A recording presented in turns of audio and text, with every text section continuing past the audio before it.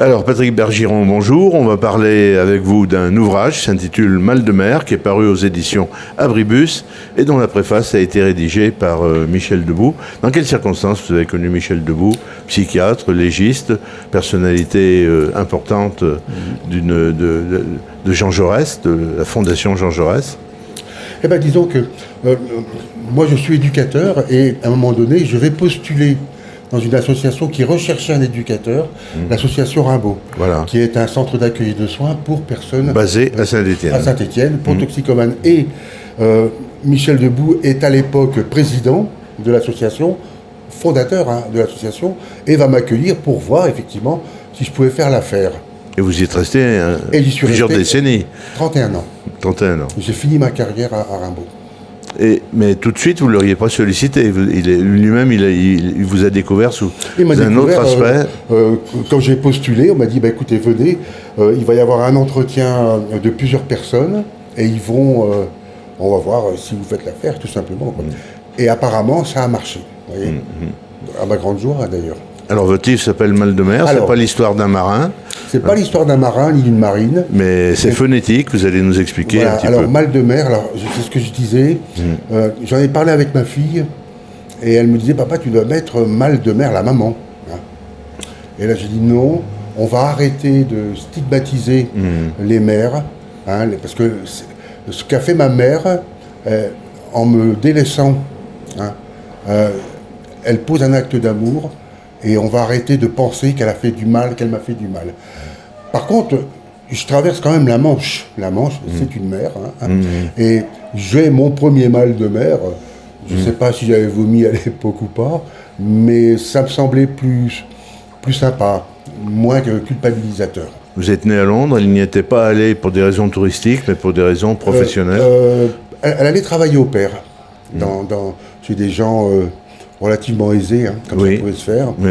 Et elle a appris l'anglais d'ailleurs là-bas, puisque suite à cet événement, elle a été reniée par son père, mon grand-père. Et à l'époque, elle avait donc 27 ans, mais à l'époque, ça ne passait pas dans les campagnes. Ah oui, c'était une autre mentalité, effectivement. Voilà, donc elle a été aidée, on lui a dit, écoute, va faire tes arbres en Angleterre et puis on verra ce que tu nous ramèneras. Elle m'a ramené. Oui. Et là, vous rentrez un petit peu dans un marathon d'opérations successives, extrêmement longues, dans des centres de santé à Paris. Comme le rappelle Michel dans la préface, mon père de substitution, c'est le secteur hospitalier. Oui. Ma mère de substitution, ce sont les infirmières et les travailleurs sociaux. Ça veut dire que jusqu'à l'âge de, on va dire, 13 ans, ça veut dire que j'ai été dans les hôpitaux jusqu'à l'âge de 9 ans, on va dire, 8-9 ans. Ce qui m'a, je peux dire, presque effrayé, c'est la succession, mais presque permanente, d'opérations que vous avez dû subir. 30. Ouais, 30 opérations. Sous anesthésie générale et la dernière à l'âge de 17 ans. Mais c'était le prix à payer pour être debout. Michel m'en voudra pas du mauvais jeu de mots.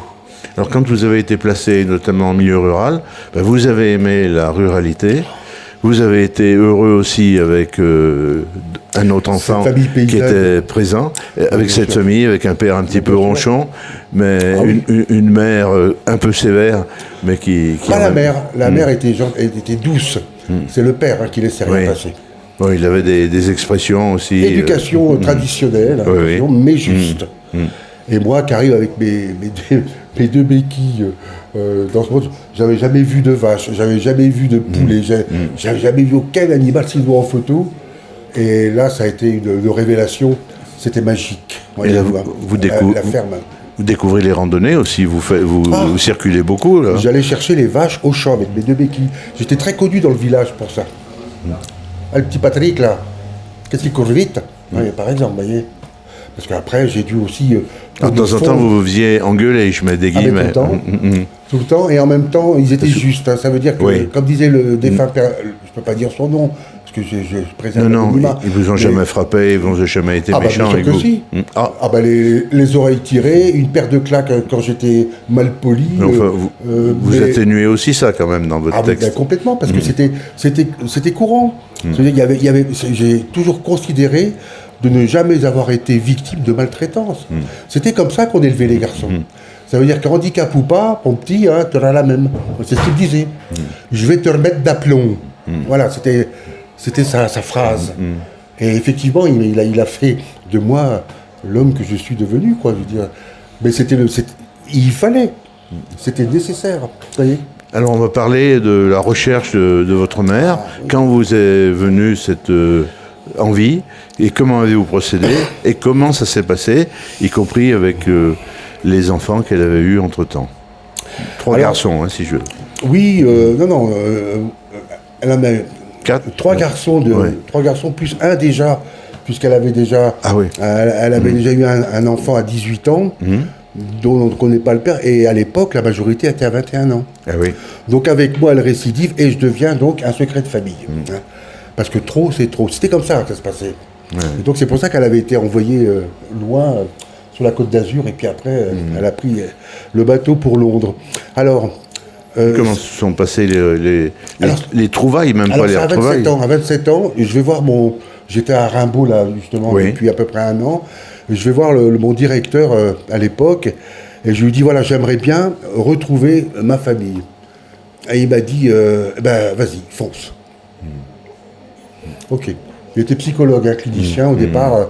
Il m'a dit, si tu en as besoin, tu le fais. Alors, je l'ai fait. Alors, ça a été assez long. Hein. Il m'a fallu, entre le moment où je vais décider de la chercher et le moment où je vais passer à l'acte, il va se passer 6 ans. Parce qu'on ne sait pas ce qui peut se passer. Bien sûr. Elle aurait pu vous rejeter. Elle aurait pu me rejeter, j'aurais pu la détruire. Qu'est-ce que tu viens faire ici, j'aurais pu lui faire du mal, j'aurais pu... Voilà, donc c'était une décision compliquée à prendre, et à un moment donné, je l'ai prise. Et... Pas de regret? Ah, aucun regret. Que j'arrive à un moment donné où elle est aussi dans sa vie affligée, comme je suis dans la mienne. Et...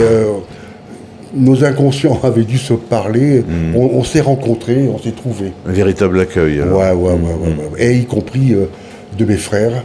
Oui, et y compris j'ai lu ce passage aussi avec beaucoup d'intérêt.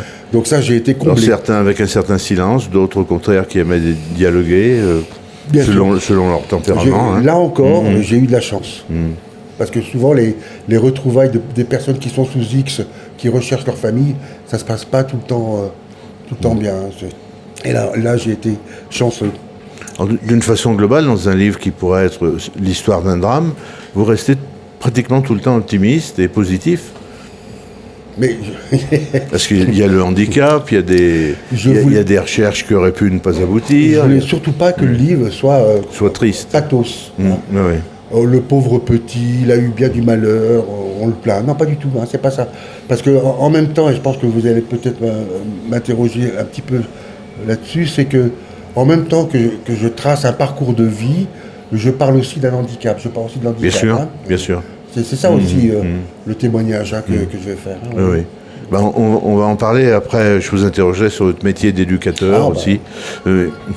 Alors sur le handicap, c'est quelque chose qui vous a accompagné tout au long de votre vie jusqu'à la retraite. Alors, d'abord, ce qu'il faut savoir, c'est qu'il y a très peu de personnes, hommes et femmes en situation de handicap physique, qui travaillent à temps plein dans le milieu dit ordinaire. Ah ouais.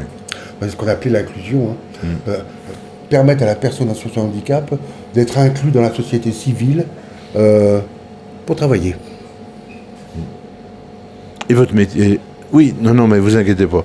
Votre métier d'éducateur, qu'est-ce qui vous a apporté? Puisque là aussi, c'était pas forcément un milieu d'enthousiasme permanent. Ah si, vous savez que quand vous revenez, entre guillemets, de l'enfer, entre guillemets bien sûr, et que vous avez la possibilité d'accéder à un métier social, vous y allez parce que au départ, j'ai commencé comme... Je ne l'ai pas mis dans le livre, mais j'ai d'abord été directeur de la ville de l'enfance de Tonnerre. J'avais une carrière déjà bien avancée. Parce que j'ai été démissionné, parce qu'embaucher un handicapé, c'est pas facile.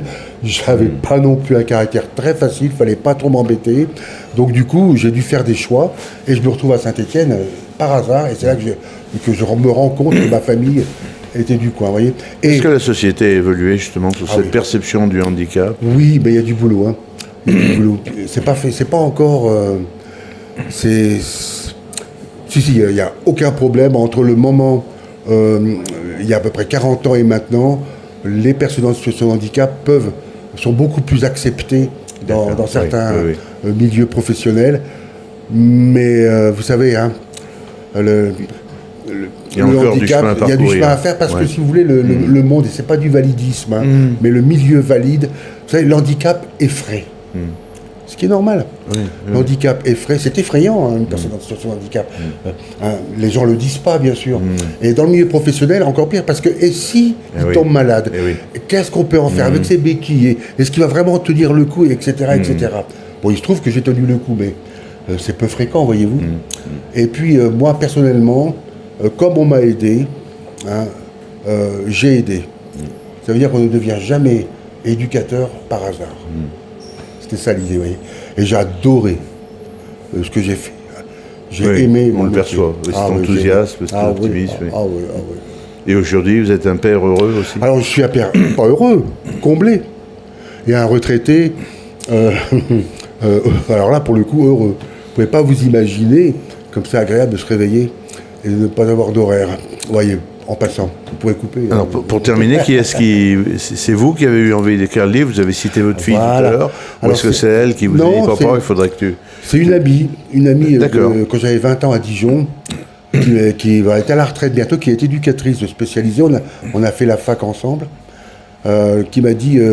tu devrais écrire un petit peu ton parcours, Patrick. Puis je me rendais pas bien compte à l'époque. Et là, je suis à la retraite et je me dis, eh ben tiens, vous ne regrettez pas? Ah non, j'ai du temps. Ça n'a pas été une corvée, ça a été... Ah non, pas du tout. Ça a été un plaisir, 2 ans pour faire le livre, me documenter, et puis pour qu'on me dise, et pour trouver l'éditeur.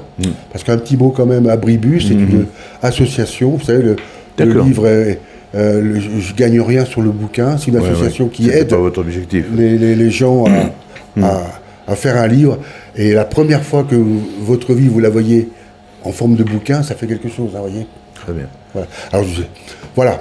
Donc c'est que du plaisir, quoi, comme on dit. Merci beaucoup, Patrick, d'être venu partager ce plaisir avec Radio Gaga. C'est moi qui vous remercie. Grand merci.